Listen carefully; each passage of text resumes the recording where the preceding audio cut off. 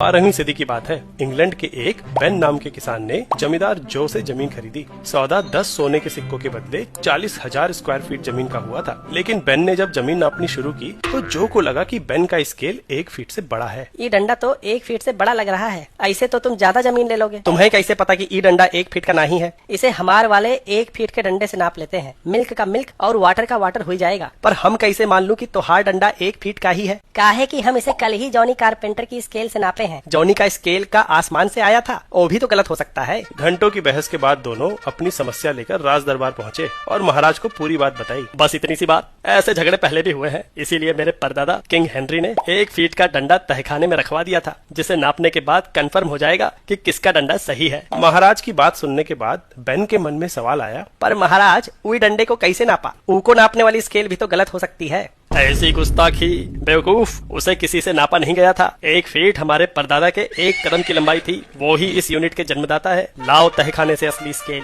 पर जब तहखाने गए तो पता चला कि वहाँ तो डंडा है ही नहीं। चोरी, तहखाने में चोरी हुई है। तो अब हमारा प्रॉब्लम कैसे सॉल्व होगी? ऐसी प्रॉब्लम आगे ना हो, इसलिए वैज्ञानिकों ने यूनिट्स को नापने का स्मार्ट तरीका इजाद किया। नेचुरल कांस्टेंट्स को इस्तेमाल करके। फिजिक्स में 7 फंडामेंटल फिजिकल क्वांटिटीज होती हैं, जिनका इस्तेमाल कर हम बाकी की क्वांटिटीज डिराइव करते हैं। इन फंडामेंटल क्वांटिटीज को डिफाइन करने के लिए नेचुरल कांस्टेंट्स इस्तेमाल होते हैं, क्योंकि किसी फिजिकल ऑब्जेक्ट की तरह ये चोरी नहीं हो सकते और इनकी वैल्यू समय के साथ बदलती नहीं। यूनिवर्स में इन्हें कहीं भी नापो, हर बार फिक्स नंबर मिलता है। जैसे कि टाइम की यूनिट डिफाइन करने के लिए सीजियम एटम को लोअर से हायर एनर्जी स्टेट पे ले जाने वाली माइक्रोवेव की फ्रीक्वेंसी इस्तेमाल करते हैं। इस माइक्रोवेव के इतने ऑक्सीलेशंस काउंट करें तो 1 सेकेंड होगा। सीजियम एटम की एनर्जी स्टेट्स के लिए ये माइक्रोवेव कभी बदलती नहीं। वैसे ही लाइट की स्पीड भी कांस्टेंट है और 1 मीटर उस डिस्टेंस के बराबर होता है जो लाइट 1 सेकंड के 299,792,458 हिस्से में वैक्यूम में ट्रेवल करती है।